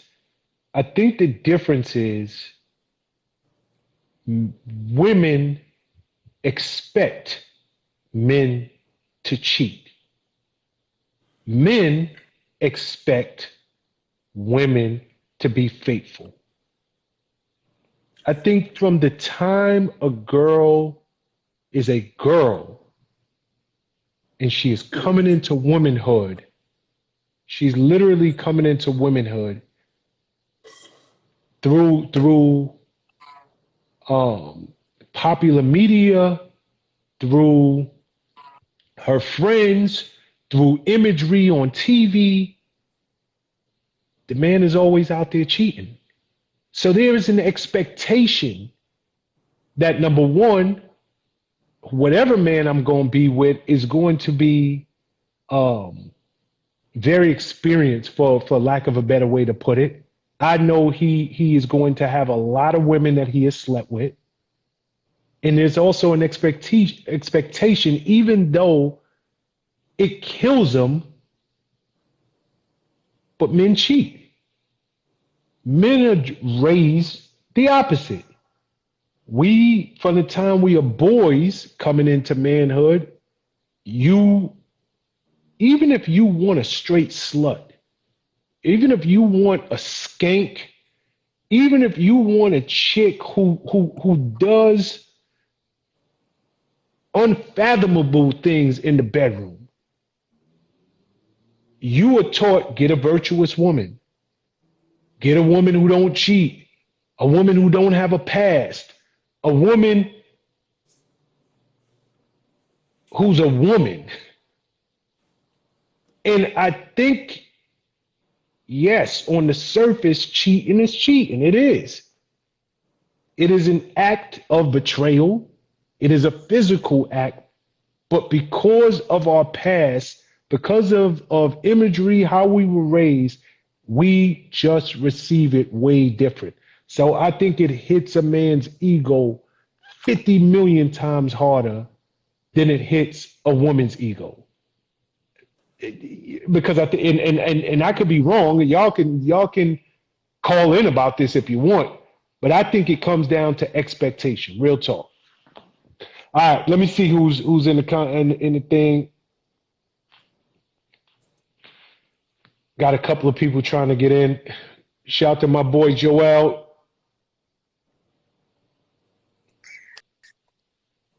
Yo, who's that? Hello. Sarah? It is. It sure is. How Sarah, you what doing? up? How are you? I'm good. So Sarah, where are you calling in from? Arizona. Okay. Arizona. AZ. Yep. Yep. I'm from California, but I live in Arizona now. But my question though is, what do you think would be the best way to express or like show your significant other like that you care enough for them, as far as like, do you think it's better to take them out somewhere to do that, or some meaningful like To do something special, what? meaningful To do to what? like to show kind of some appreciation that you have for them,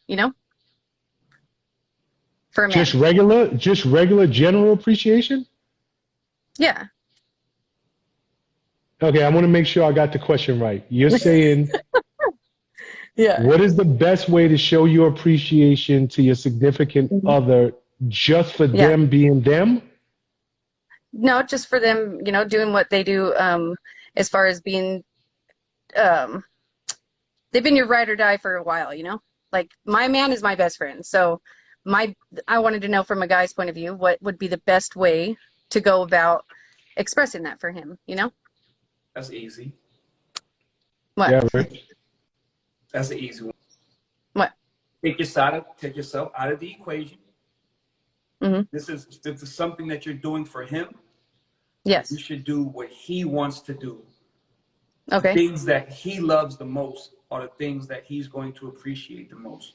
And if this is your way of showing appreciation, you should put your thing. You should, if it's like, for instance, if you hate baseball games, they're so boring, but you want to go to the damn baseball game and see the Cardinals play, or you have to do that. And you have to take your own personal feelings and take them and put them to the side and say that this is me showing my appreciation to you and how much I love you. So we're going to do something that you know I hate, but we're going to go do it together because that's how much I love you. And I guarantee you he's going to love it. He's going to love you for it. Okay. Because it's bigger than just the act of doing something nice. Right. He knows Right. you're That's doing what I would, something that you don't want to do, which is why a man would normally take a woman to go see a play or go see that movie that's not Arnold Schwarzenegger. You know what I mean? Right. So, you know, instead of going to see this movie, we're going to see The Notebook. Gotcha. Okay. Okay.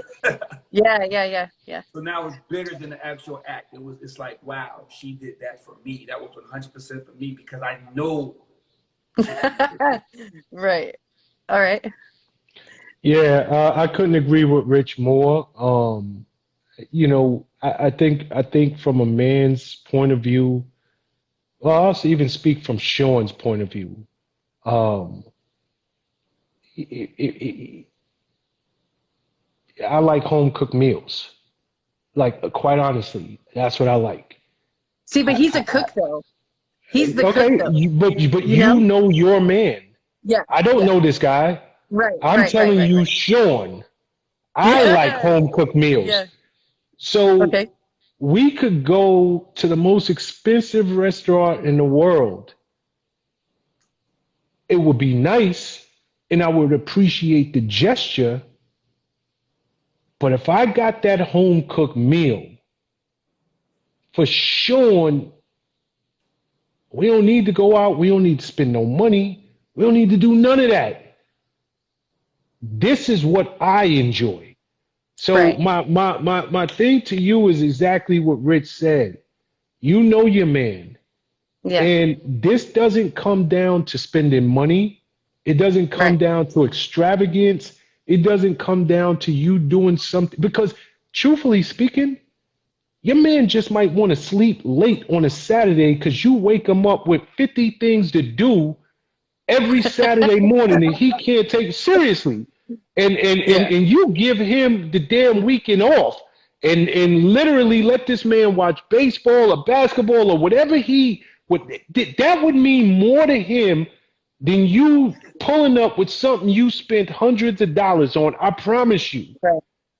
Those are the things that from a man's standpoint, we would appreciate. And if you're trying to show your appreciation for your man, I can't tell you what he loves. You already know what he loves. Give him that. Trust me. We're going to the titty bar, fellas. There we go. Yeah, put him on. Hold on, turn it around. Sarah, turn that thing around. Good man. There we go. Give it to him, Sarah. You have to. Hey, from a man's point of view. He said, going to the titty bar. That's where we're going, I guess. You know. There we go. For sure. There it is. Yep. Hey, we got good man. Enjoy your night. Later. Bye. That was classic. That was dope. But that's real. I guess that's where y'all going. And make sure you bring the one. No, Sarah. I'm telling Sarah, you got to bring the ones. It ain't on him. You go up there and get them stack of ones for him. All right, let me see if we got any other callers. If not, we're gonna close it out. Who we got? Okay, we got one of our regulars, Antoinette trying to get in here. Antoinette, what up?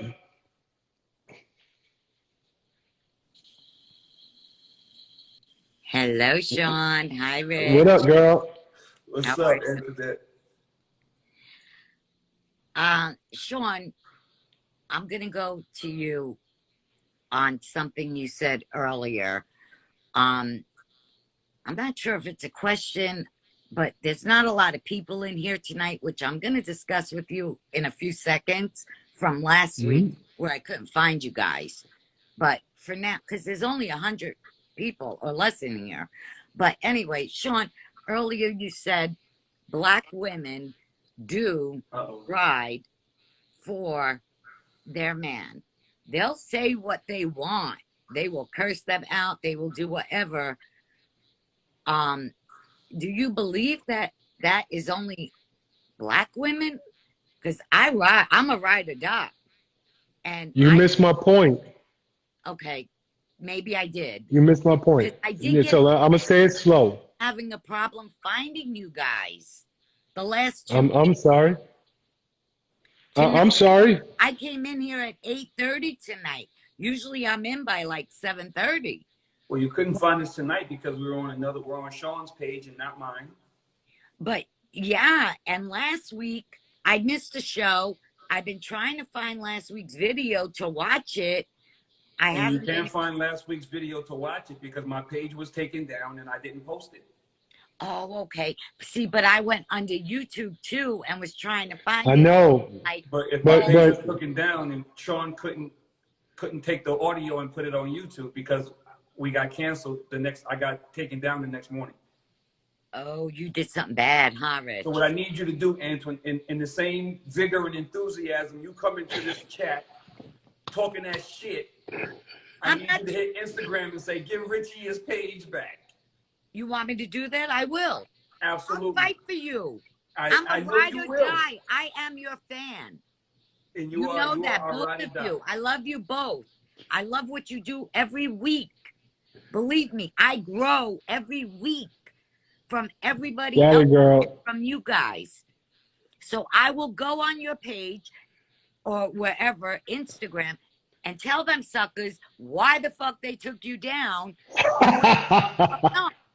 Excuse my mouth. I'm Italian. I can't help it. I curse.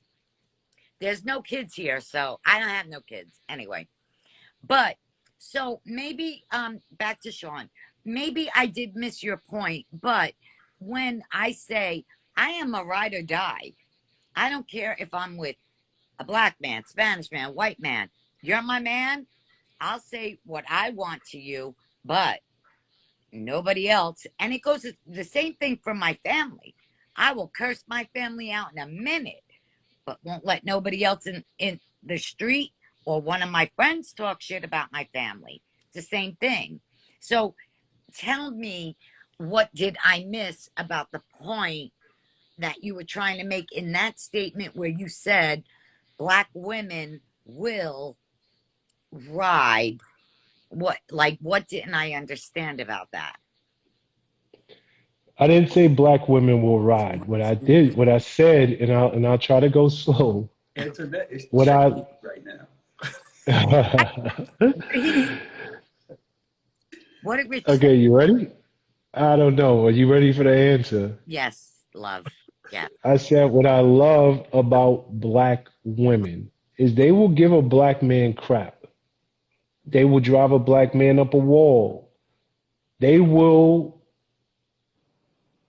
be whoever they are, right? Mm-hmm. But don't let nobody else, don't let anybody else treat a Black man unfairly in their eyes. They are beyond protective of their Black men, and I love it. So you may be a ride or die. I don't doubt that, 100%. And this might be true for every culture, the way that they treat their own. But that is why you see Black women up in arms with stop and frisk, with the way the Black man is treated. Like if you look at who's on the front line with so many of these socio-political movements that are going on out there as pertains to the black man, on the front lines are their black women. Right. And I Okay. am not saying that this is a black or white. I'm just saying I love the way that they'll yell, scream, fight. They'll do whatever, but they don't want nobody else mistreating their black men. And this is just as simple as that. Okay. Does that make sense? Did I say it any better? Yeah, but I believe that It ain't like got nothing to do with you. You taking something personal that you shouldn't be. no, I'm not taking it personal. Just in all, like you said, in all cultures. Rich, stop your crap, Rich, with your sneaky ass self. What you whispering about? Go ahead, Sean, laugh, because your laugh is so infectious Ah! and happy. But Rich's faces are freaking priceless. You can't even hide your damn face, Rich. Damn. You got no poker face. I would love to play poker with you. Internet, last week when you came on here giving out my address and my whereabouts, I don't want no smoke. I'm not giving you no smoke with Rich, you. listen, I apologize for that. Out of line. I thought about it afterward. I didn't give out your address though. That's why I didn't post the video. That's why I had to get my page deleted so nobody heard your comments. No, that was the week before, Rich. Don't blame me. Oh my God, you're making me feel terrible. As you should. Listen, I you apologize. you owe Rich some lunch. So one day, now that you know his address, you're gonna go and take Rich out to Starbucks or something. Matter of fact, Rich likes hookah, so go take him to hookah. All right? Never done hookah, actually, but I do like Antoinette, did you just see the last caller from Arizona, Miss Sarah? yes. Stop worrying about what you like. I just told you what Rich. See, this is the problem, Not Antoinette. about you, Antoinette. It's not about you. Not about you all the time, Antoinette. Every time you call here, Antoinette, it's not about you. Liar. It's not about me. It's about you. Okay, Rich, listen. Wherever Hold on, Antoinette. You got 5 more seconds, and we're going to our next caller. Rich, wherever you be, next time let's do what's that restaurant over there on River Road? Palma. And you gonna put the man's address out there again? Goodbye, Antoinette. I've had enough.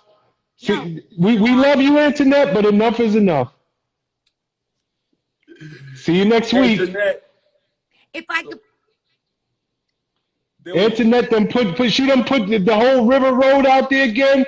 Antoinette, you gonna have 50 people at Rich's house. you know, I'm so lucky I'm off CS. Antoinette. All right, we got another request. This will be the last one, and we up out of here. We've been here for 2 hours. No, Let's see. it's you, bro. Are you sitting? Hey, y'all. What up? What up? How are you guys? Is that a tattoo? Yeah, Okay, that's real. What's your name? just the best from Brooklyn. Jess the best. What up, girl? Hey, this guy over here. He the one that pressed it. They're trying to like. No, but we love that. We love when couples watch our show. We love it. Right. Hey, wait, because we got distracted with the whole situation with the lady. I didn't. So what was the? I didn't. Oh, he didn't. Oh, I excuse me, he didn't. I know what I'm talking about. Oh, Okay, so Nah, what's it's the okay. question here? I just wanted to chime in about whether men or women are like more emotionally involved in cheating, as far as like not involved, like invested, like who's more torn up about it. I feel like women definitely. I feel like it's women. You feel like I feel like men. I feel like men is it's one or two ways it could go. It's either they just gonna drop the girl, or if they decide to deal with her further, they are able to like get past the cheating. Like I've been in situations where I was the cheater, and like I was forgiven, and we could be sitting there, everything is all good. I'm cooking dinner, we watching Netflix, and then next thing you know, boom, attitude. They fall from the sky. I don't know what happened. I'm just catching the whole vibe that's like, oh, what's wrong with you? Like, and so I feel for that reason and many other situations similar to that, I feel like the women is more like, they definitely like, yeah, emotionally, like they take the men back more, but I feel like that's a difference of boundaries now. Cause it's like, if the men decide, I just don't want to deal with you, that's on him. You get what I'm saying? So that's not him being emotionally tied into it. But if he take her back, I feel like they able to get past it better than a female would. Okay, That's so is this your first time watching our show? No, I was on before. I always watch him, but this is his first time. That's not okay. Oh no, he was. Yeah, he's seen a couple of shows, but Okay, y'all know we only do questions. I'm gonna accept that commentary, but we only do questions. But here's what I will say. Now, and here's the deal. We typically don't let men in here, so I'm gonna give you the pass. But just suggestion notice. But real talk, we love when couples watch our show, and that's the point we tried to make earlier to keep it 100.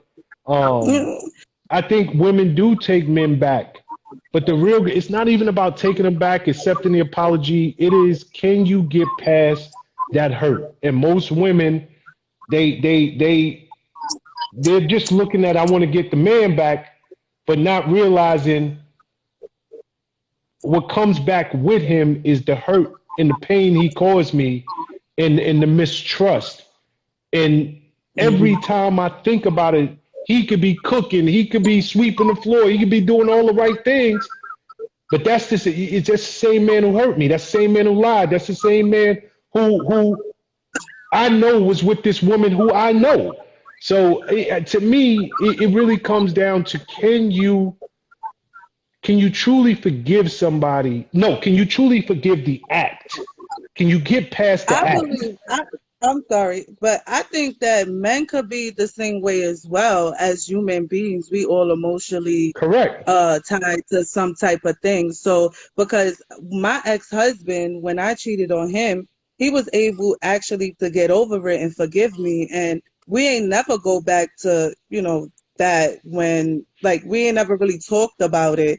But, later down the line, I found out it was a bigger secret than what I actually, he accepted it. Should I say it? Yeah, say it. Okay, he basically, he accepted me cheating on him because down the line, I found out that he was gay. So I feel like that was the only reason he was comfortable, and he never brung it back up. But not to say, like, I feel like it was feeling. Not him. Hold on, you knew that was my next question. I was about to be like, put your man back on. Me and him is not married. Me and him is not married. My ex-husband. My ex-husband. That's why I got a divorce from him. But like he never really brung it back up, and I didn't find out that situation till like maybe 3 years later, because we was together 10 years. We was married 10 years. Right. So, but down to the question, I feel like, men, maybe because of that, but at the end of the day, he was a man that forgave me and never brought it back up. That's the whole point of it. But really, he didn't. See, this is the thing. Really, he didn't forgive you. You was just his beard. Right. So really, he was like, at the end of the day, he didn't really forgive you. He was just, and it was worse for him for you to leave and for him to lose his beard than for him to accept that you was. And that's how I kind of looked at it. Like, well, maybe I was just his like little shadow. Someone to give him that protection of, oh, look, I'm in a closet and I got this, That's crazy. Yo, can I ask you a question, Jess? How did you feel? And this is a real question. I know we laughing and joking, but it's like he cheated on you, meaning even if he never stepped out with another man, you were misled. You just said we were married for 10 years. Yeah. Like married for 10 years. This man had to know I'm into men. Did you feel violated? I understand you stepped out on him, but did you feel like this man cheated on you, even if he didn't physically cheat? after I cheated, like I started, I don't know, I just started going through his phone and stuff. Like I guess from me cheating, I don't know, I started thinking that he was doing something.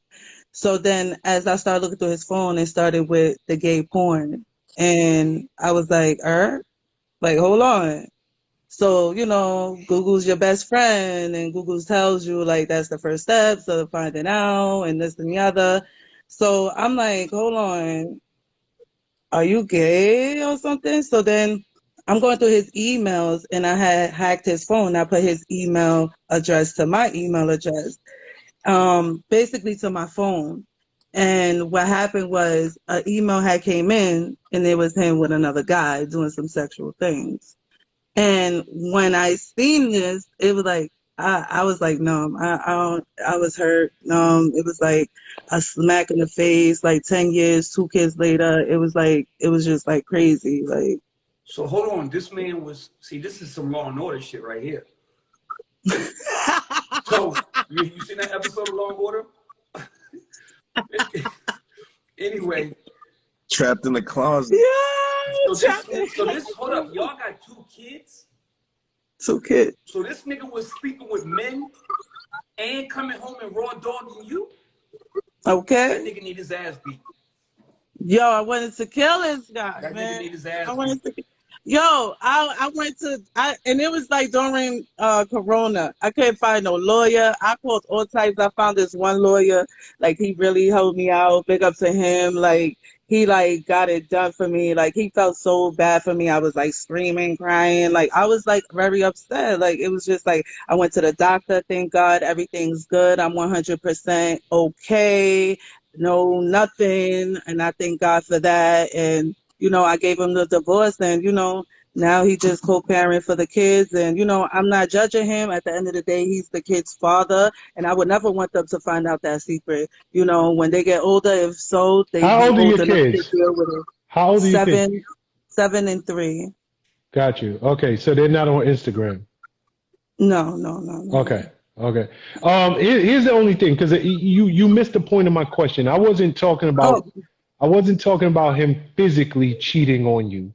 I was just saying, did you feel, even if he had never physically been with another human being, man or woman, his preference is his preference, but because he preferred men, I was just wondering, did you feel in some way violated? Because look, you married me. You didn't even have to do this.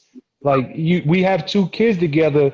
You could have just went and be your truest self without dragging me into this messy situation. That's what I was asking. Absolutely. I totally did. Like, it like, I don't know if I'm like kind of still broken from that. Like it's thinking of that kind of breaks me a little more. So I try not to think about it in that way, because then it makes me think about other things like, am I worth it to any man? Like, all men look at me like this. Like, I don't want to think about that. I just want to think about, well, that was, him and how he felt, and him, like, in his head, whatever he felt. And I know moving forward, I just really have to be aware. Yeah, I mean, we'll let y'all go again. Thanks for calling in. But what I will tell you, what I know for sure, you feeling broken. Don't even waste your energy feeling broken. This has nothing to do with you. This is his preference for men. He was born that way. This is his thing. I feel sad that you were dragged into it, but don't lose your value. Don't feel broken. Don't lose your self-worth thinking if other men look at you a certain way or whatever. It's just unfortunate. That was his messiness, and he dragged a unwilling participant into his mess. And I feel so sad for you. So, hopefully the guy you with right now, he treats you like that queen. And God, here's one last thing I want to say before we go. When's the last time you checked his phone? Don't get caught out there twice, Jess. Later. He like, what? She messed around and he got the Don't do same my guy. porn Don't on do his. my guy. I'm just messing with him. But anyway, yo, for everybody, Rich, we gonna leave it here. What do you call it? Please go and subscribe to our YouTube channel. This episode will be up tomorrow. Y'all will be able to find this episode up tomorrow on YouTube. It will also be available on all of the streaming platforms, whether it is iTunes, Google Play, YouTube Music, Spotify, all of the different streaming platforms. And, you know, please continue to support what we're doing over here. Hopefully we're making a difference in your life. We're enjoying it. We hope that you're enjoying it as well. Rich, you got the last word. Yo, once again, thank y'all. Real talk. Apologize for the inconvenience. Y'all rode with us for another week. Y'all found us. It was actually a pretty decent turnout. All things considered, we didn't have time to really put it up. So hopefully everything's back to normal next week, Wednesday, and we turn up again and we pop in. If not, we will be here on Sean's page.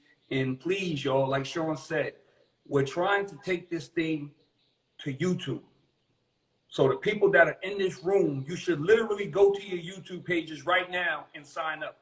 Or wherever you get podcasts, sign up right now, because one day we won't be here anymore, and we would hate to lose anybody because we love what we're doing and we love rocking with y'all every Wednesday at 7:30. So see you next week. Later, y'all. Slaughter, what up? Sandy Wade, what up? Give me my gram back, Sandy.